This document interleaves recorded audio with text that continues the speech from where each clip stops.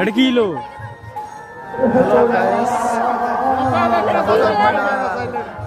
এখন আপনারা দেখবেন